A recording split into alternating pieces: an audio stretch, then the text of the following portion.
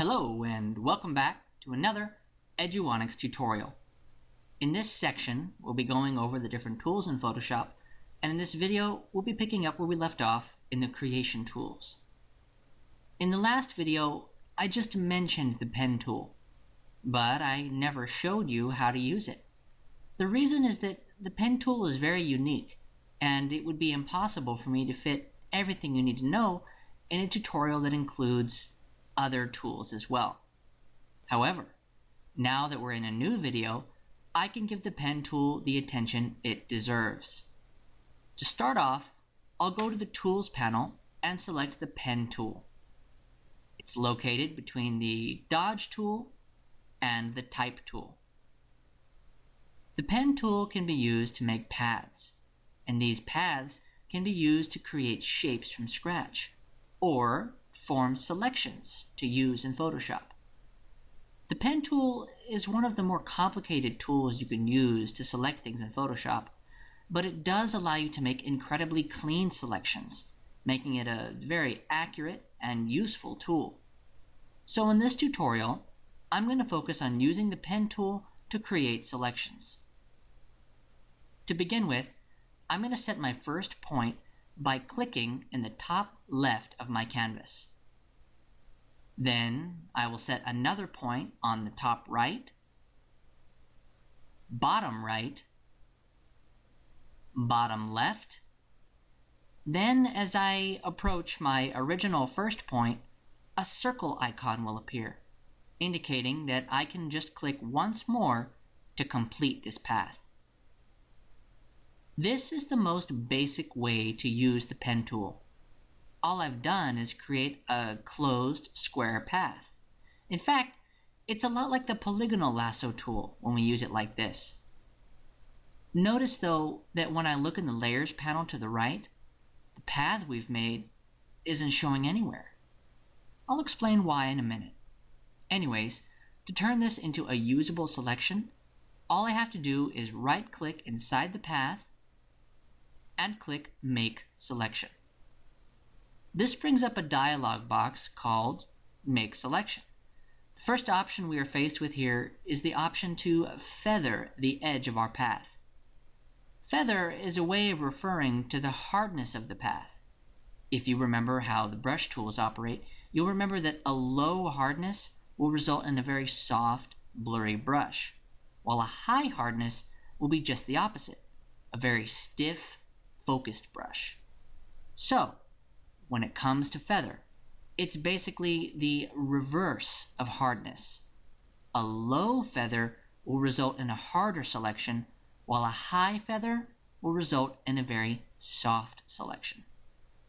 I want to demonstrate how clean the Pen tool can be, so I'll leave the feather at 0% and click OK. This has converted my pen path into a familiar looking pixel selection. I'm going to go ahead and deselect this by hitting Ctrl D on my keyboard. Now I can't see my path or my selection, either on the canvas or in the Layers panel. So where is it? The reason my path is not showing up in the Layers panel is because paths have their own panel, completely separate from the Layers panel. Fortunately though, the Paths panel is not too far. All we have to do is go here in the top of the Layers panel and go all the way to the right and select the Paths tab to access the Paths panel. You see, paths aren't in the Layers panel because they're their own thing entirely. They operate completely separately from the layer and channel panels. There is one path available for me to select. It's called Work Path. All I have to do to select it is to click the path, just like I would a layer. And you can see my path appears again, just how I left it. From here, I can right-click my path again and click Make Selection, or I can right-click it over here in the Paths panel, click Make Selection, and click OK. Now our selection is back. So now you can see that layers and paths are completely different, and they have their own panels to access them. I just used the pen tool to make a path, and I converted that path into a selection.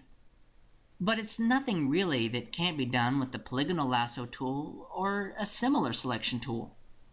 Let me show you what really sets the pen tool apart from the others. First, I'm going to deselect my selection by hitting Ctrl D. Then, I'll delete my path by dragging it to the trash icon at the bottom of the Paths panel. Now I'll start a new path by clicking with the pen tool. But instead of letting go of my mouse button, I'll click and drag. You can see that it set my initial point, but now that I'm dragging, I have these additional points extending out on opposite sides. These are called anchor points, and they allow you to add curves to your paths. I'm just going to keep making points, clicking and dragging along the way. You can see that the anchor points basically allow you to tell your path which direction to turn. And the longer your anchor points are, the longer your curves will be. Whereas the shorter your anchor points are, the tighter your curves will be. When you're using the pen tool, there are two keys to keep in mind. These are the Alt key and the Control key.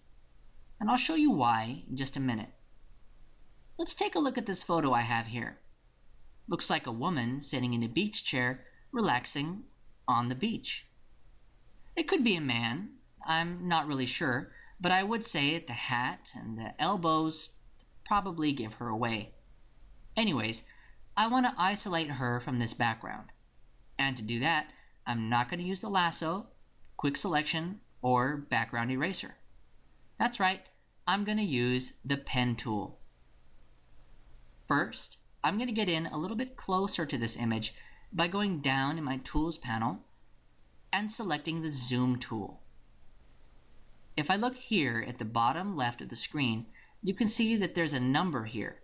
The number that's listed is 50%. This number represents the size that the image is being shown. So if I click once with my magnifying tool, the number has jumped to around 66%. I'm going to click once more near her left arm to get to 100%. We are now seeing the image at its full size, and it will make it much easier for me to get that sharp selection I want. To continue using the pen tool, I'll use a keyboard shortcut. I'll just hit the P key on my keyboard. And I'm back to using the pen tool. Now, I want to start my path on a relatively straight area. So I'm going to click right here where her left arm first appears behind the chair. I want to click slightly inside the skin because I don't want to pick up any of the background by accident.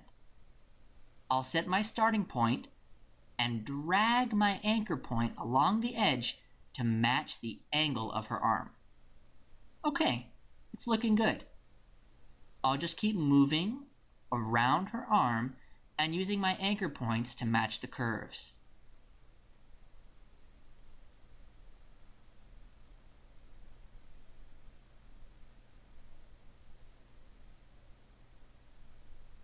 Okay, here I've come to an area that's somewhat problematic.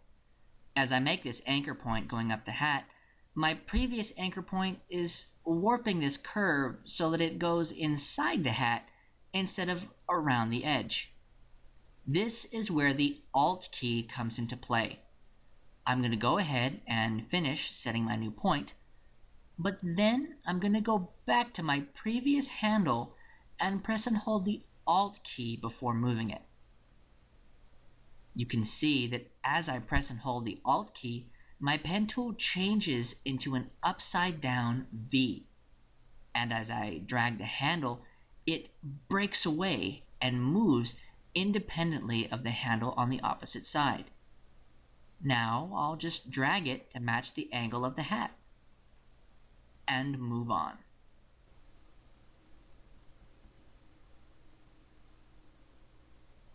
Now, I'm just going to repeat this process. And anytime I come across an area where my curves aren't going where I want, I'll just break the handles with my Alt key and reposition them.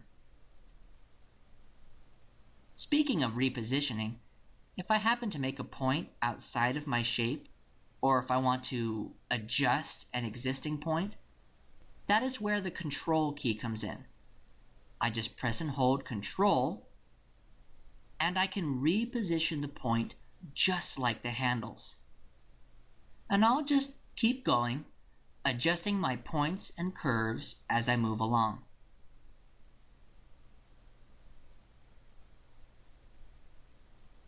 Now remember, this doesn't have to be perfect. All I have to do is try to stay inside what I want to select and make the curves match as much as I can. But even if I don't make the curves just right, chances are that people aren't going to notice, because I only intend to show them what I selected and not the original full image.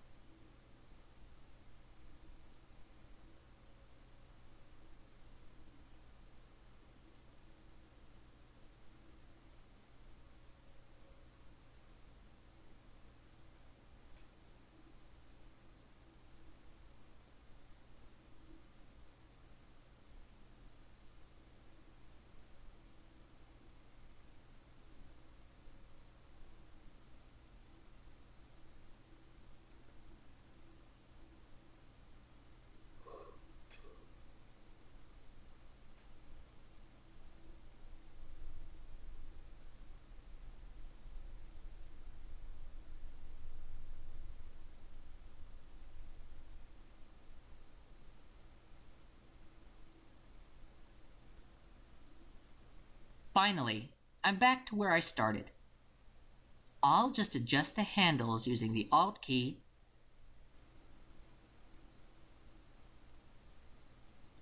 till it looks just right.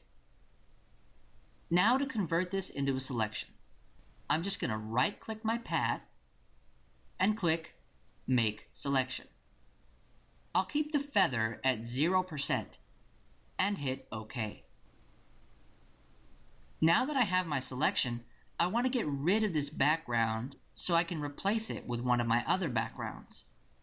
A very quick way to do it is to hit Ctrl-J while I still have my selection.